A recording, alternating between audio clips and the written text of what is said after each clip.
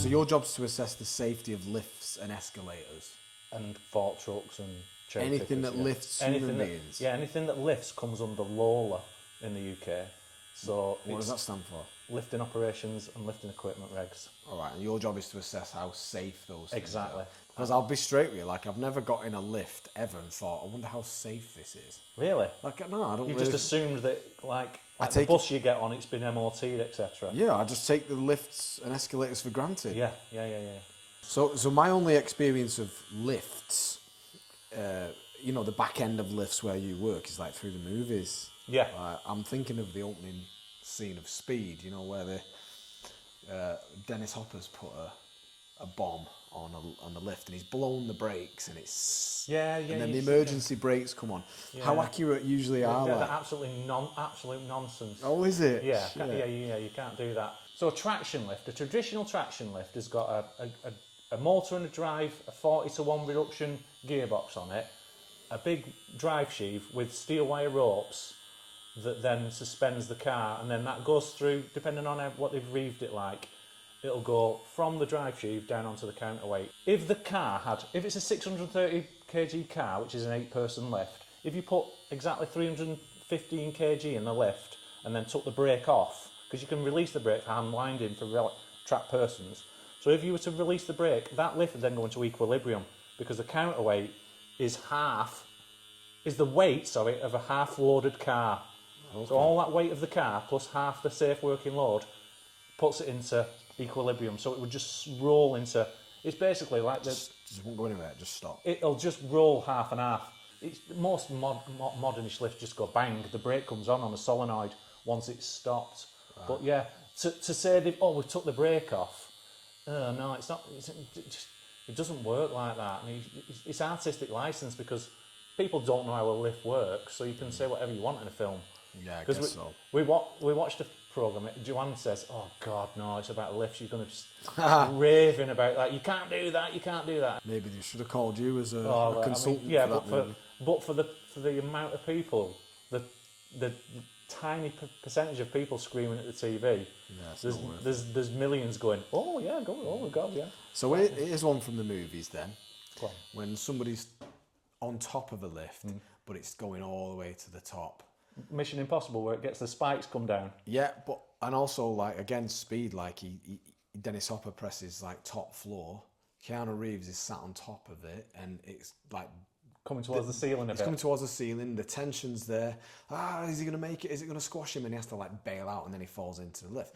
Is there? If I got on top really of old lifts, there's one in Oldham Hospital that I used to inspect. It's about 56 years of age. Etchells, Congdon and Muir. It's a really old lift. And the lift regs, the first lift regs, didn't have anything about called refuse space on top of the car top. They didn't have any requirement for refuse space on them. And yes, but that lift goes at about 1 mile an hour, and it would not be very sexy for a film, that lift. But yes, there is lifts that don't have enough refuse space for you to stay on top of it. However, most modern lifts either don't. If they've been put in modern lift in an old lift shaft and they can't maintain the refuse space, they have to put barriers on top that won't run unless you lift the barriers up and make the switches on them. We did, do you know Ardman Boulevard in Ashton, in Manchester? So in there, you've got 8 lifts down one side and 8 lifts down the other side. And in the front, there's 2 scenics. And scenic lift is where it hasn't actually got a lift shaft around it. It's got a lift shaft at the bottom, so you obviously can't get people falling in the pit. But you go up on the car top, and because it's like an alcove like that, the ones at the side here, as you're coming up on car top, everyone's desk on every level, there's desks that come right up to the side of the lift, but they're barriered off to enough. The standards are met by the distances.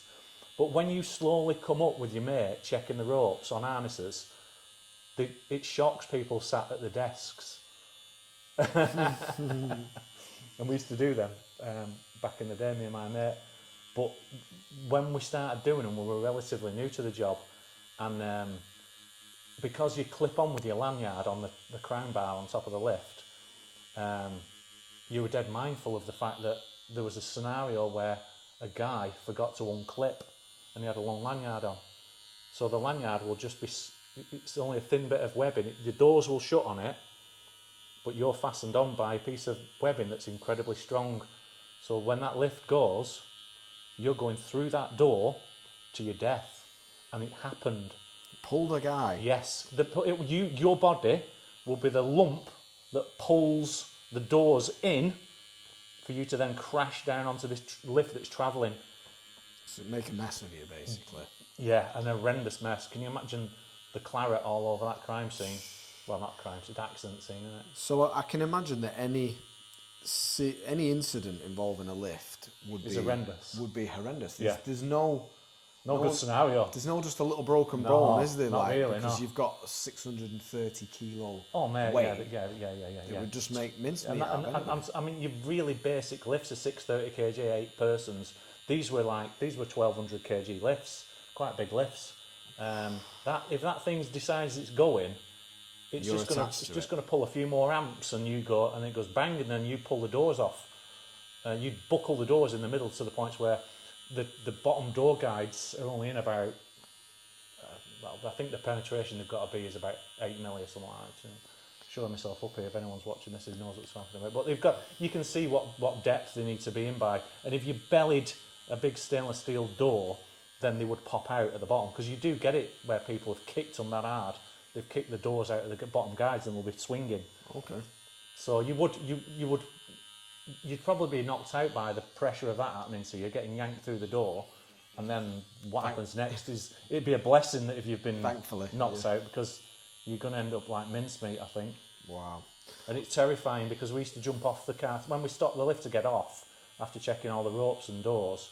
We'd go like this, because we were front fixed on our hamsters. We'd go off with our hands and look at each other and go, "We both off," before we shut the door, because as soon as you shut the door, the lift goes. It makes the contacts again.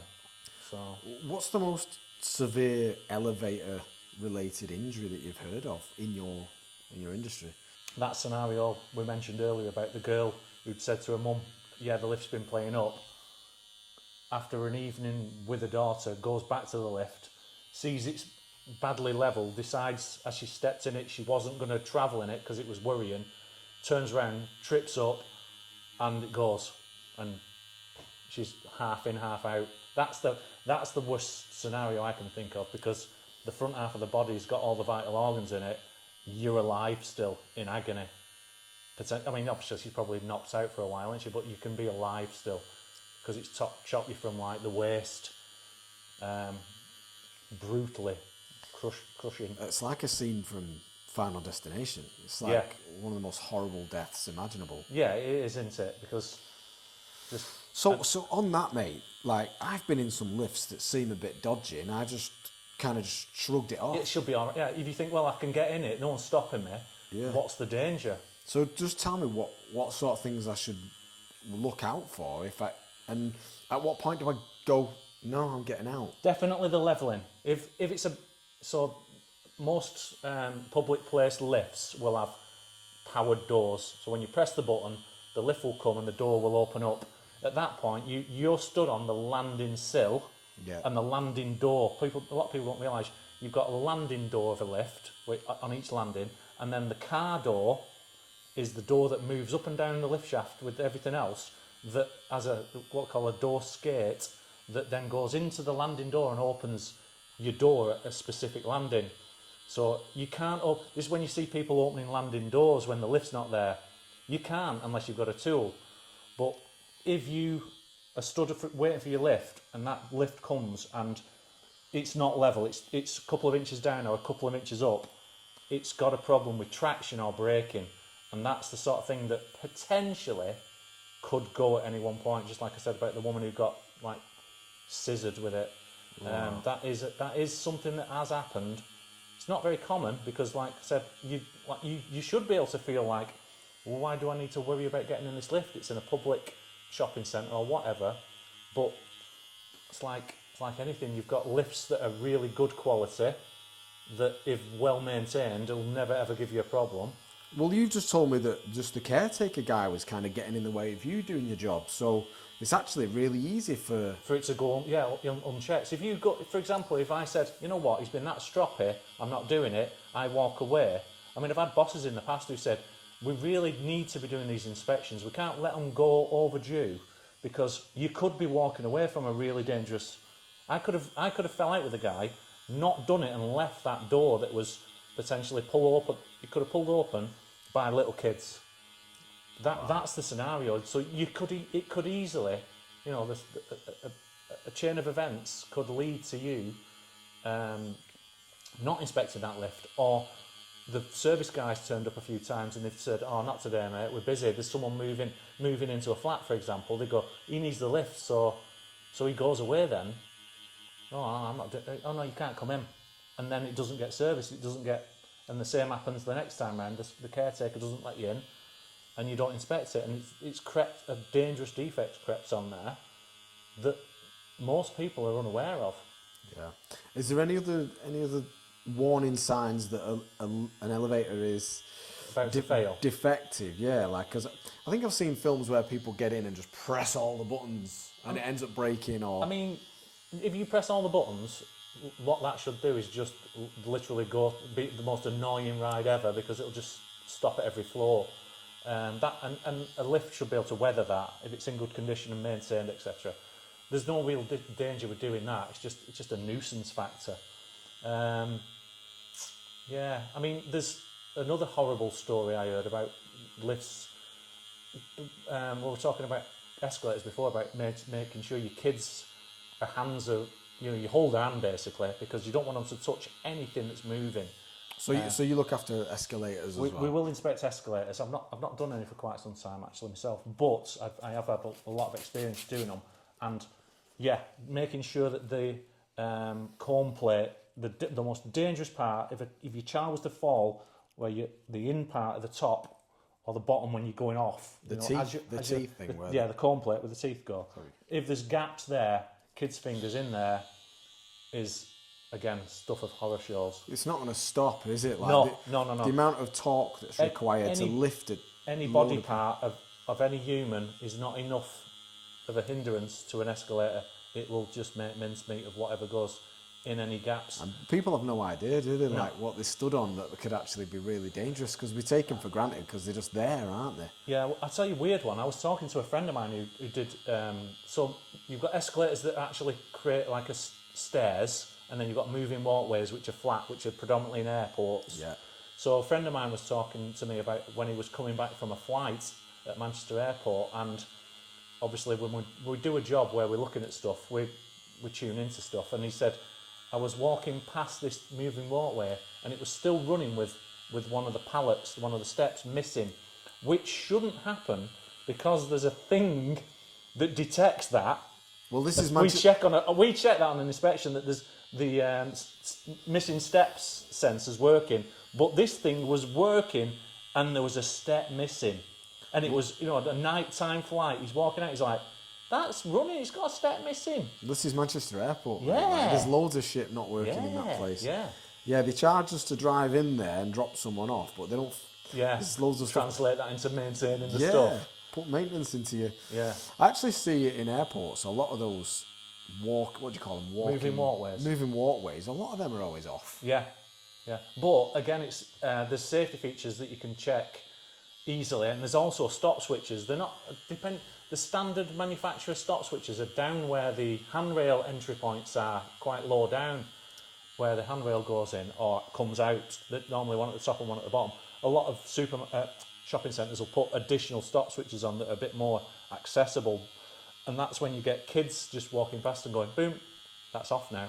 Right. So the security guards have to go and get a key and restart them. You can't just restart them with a switch. You can stop them with a switch, but you've got a key switch to restart them.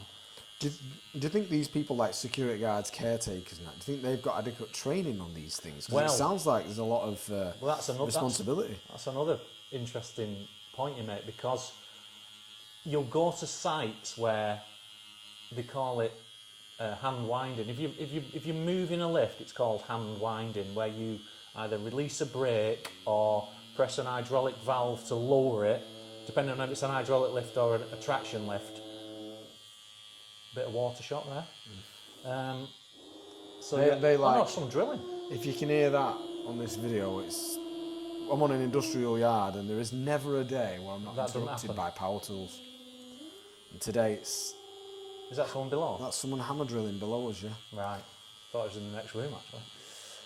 Yeah. So people who are trained to rescue.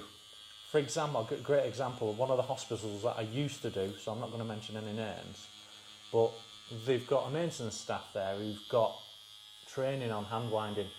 In the particular hospital, any hospital to be honest, they've got a myriad of different manufacturers and types of lift. So unless it's the same lift, the rescue procedure is different. If, for example, you're doing hand winding on an indirect hydraulic, there's a thing called a hookup. So if the lift gets jammed on the guides and you were to lower the lift using the hydraulic lowering button on the hydraulic pump, what you're doing then is lowering the hydraulic ram. If the lift is jammed somehow, you're just going to reduce the lift, the ropes and the hydraulics are then holding it there. They're not holding it anymore. It's what we call hooked up, jammed in the guides. And what you tend to get is like with human nature is if a lift abruptly stops in between floors, then they press the auto down and tell whoever to come and rescue them. Ideally, it's the service engineers because they know what they're doing. You don't really want the maintenance guy who's maintaining, machinery, but he's not a lift engineer, or some security guard with good intentions because he's not that experienced, or you can't hear him properly, or whatever. So what happens is a lift goes bang. The people in that lift go to the furthest part away from the doors, because the door is the bit where the danger poses itself into it. So they go to the back of the lift. And if you think about how it sits in the guides, nice and perpendicular, if the weight's at the back, the hookup could be more like this. Okay, yeah. When you move forward to be rescued at the door, the lift is going to move like this again. So it could be enough to unhook it. And if you've stupidly lowered the pressure down and you've got nothing on your pressure gauge, if you've got no pressure showing on your gauge, that means you've got no weight on it. And you've just let that lift dangle on the guides then it comes unhooked. And that's the same scenario. If you're getting rescued and the lift suddenly goes because you've been stupid, and it's like, oh, we can get you out of this small gap. We wanted to drop it down to the next one, full door, but you couldn't do. That scenario, again, and that lift is then going to go quick. As soon as you go forwards, all the weight shifts forwards, it could come unhooked. And someone is likely to... And then you've got all the Be in front that end of opening. someone Yeah. pulling them out of that lift, and the lift goes, and you're just holding onto the arms and the front of the body. Oh, on the top of their head, Yeah. Oh my God. So that's super frightening.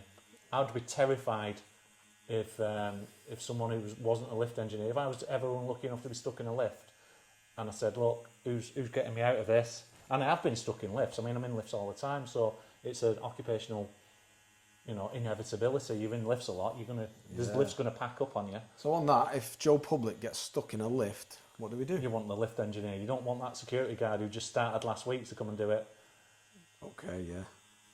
Yeah. But so first and foremost, if you ever see a lift and it's got signs on it, and you go, oh, I want this lift, it's got an out of order on it, or it's under inspection, don't do like some idiots do, and they lift my sign up and press it, because the lift will work in an inspection, because it's got to work, but you shouldn't be using it because it's got signs on it. You should be thinking, this might be dangerous for me to use, or it might be dangerous for the guy who's trying to inspect it, because this girl once, I was in a probably about 6 or 8 floor building in Stockport, and I put all my signs on. You have 2 of these barriers, so I put one in the lift car. As soon as the door opens, there's a big yellow barrier that says lift out of service.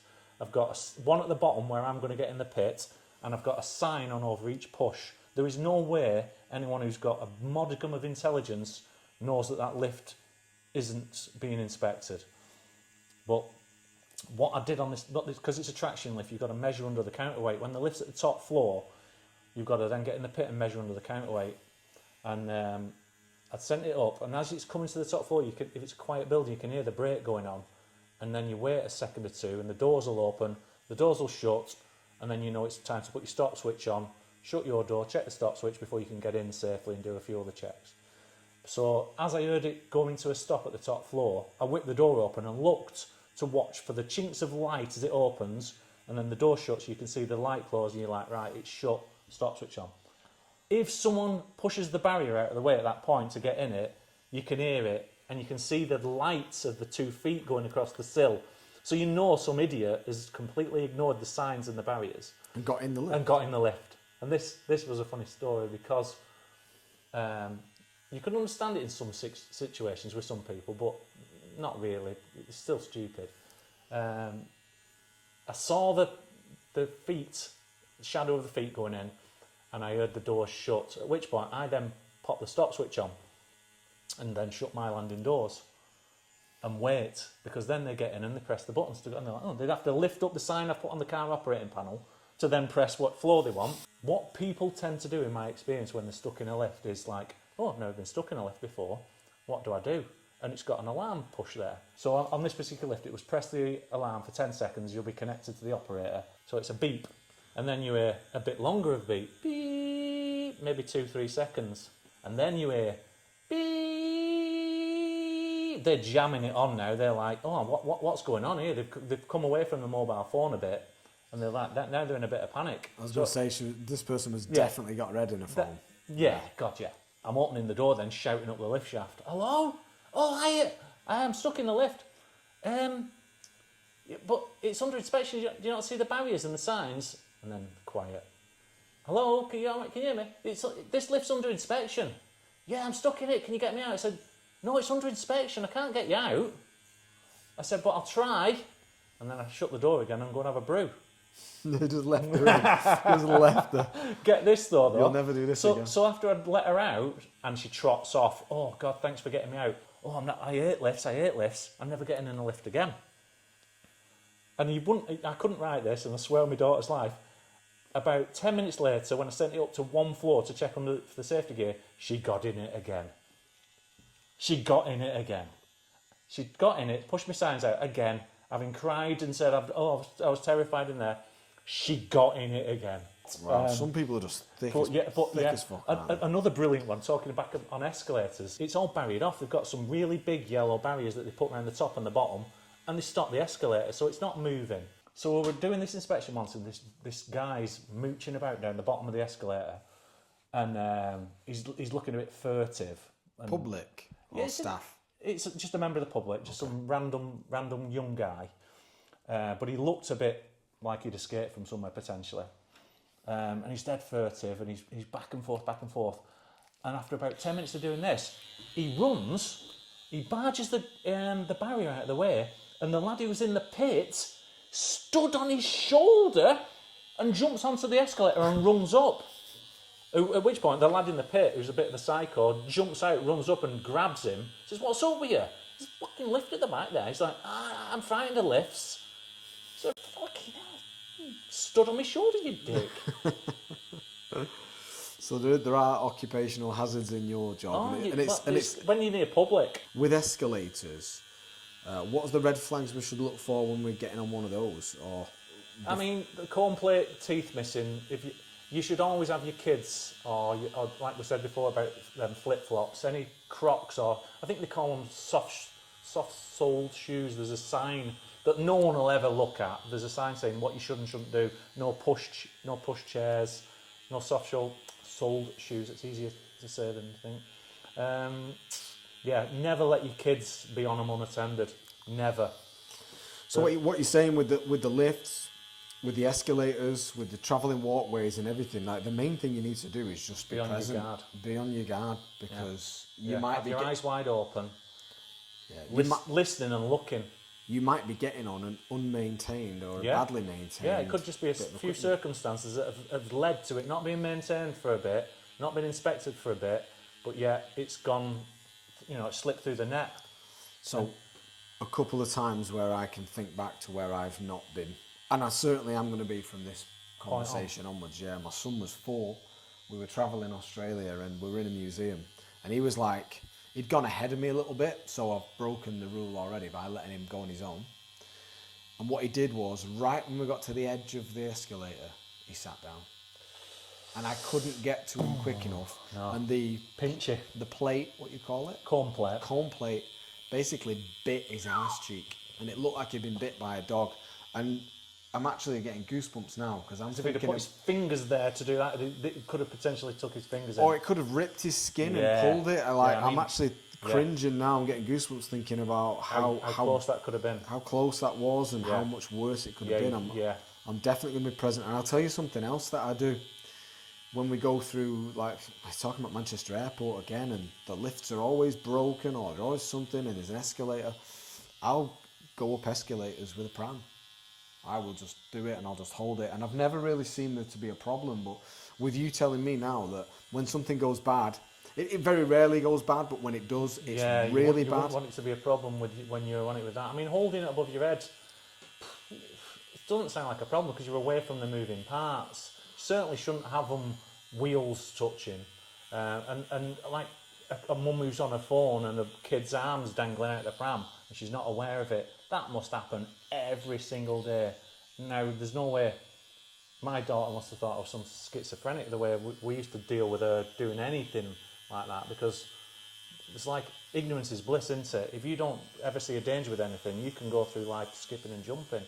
But if you've seen something going bad, you're scarred in a sense, aren't you? Well, because of what happened to my son there and how bad it could have got, and also instance that I told you about earlier where this girl I was with had flip-flops on and the cone plate caught a toe and basically just So once it's got hold of the shoe that your foot's in, the foot's the next bit to bite, isn't it? Yeah. You're in for a penny and for a pound. So I'm definitely going to be more conscious on these lift equipments now. Yeah. Escalators are man-eaters. Man-eaters, wow. Yeah, that's what we call them, man-eaters. Because if you drop down through a step that's missing, it would just chop you in half. It wouldn't blow a fuse. It would just chop you in half. Well, yeah, the torque that's required to move 20 people upwards is huge. Yeah, exactly. They're taking a lot of energy. Yeah. So just an arm or a leg just caught in that gear is nothing, is it? No. That's actually how they they killed a guy in the X-Files. I remember one of those episodes where there was an alien guy and he was killing people. He was a serial killer, but he was an alien. And I remember that he was posing as a janitor in I think it was like a shopping centre or something, and the detectives went and they killed him basically by throwing him into the mechanism of an escalator. Yeah, that'd do it. He just turned to mush. So. That'd do it. So what do you feel about these these giant high rises that are going up in like the UAE and stuff that have... They pressurise the lifts because they're that quick. You would be sick. Yeah, so people would almost die. Humans couldn't cope with the inertia and the speed that they go at because they've got to cover such distances. The bigger the building, the faster the lift, because people are bored sat in lifts, aren't they? Stood in lifts. Oh yeah, we don't speak to each other, do we? No. So that was really good. Thanks for educating us on that. I'll definitely be more conscious the next time I get in a lift or an escalator, and I'll keep hold of my kids tight.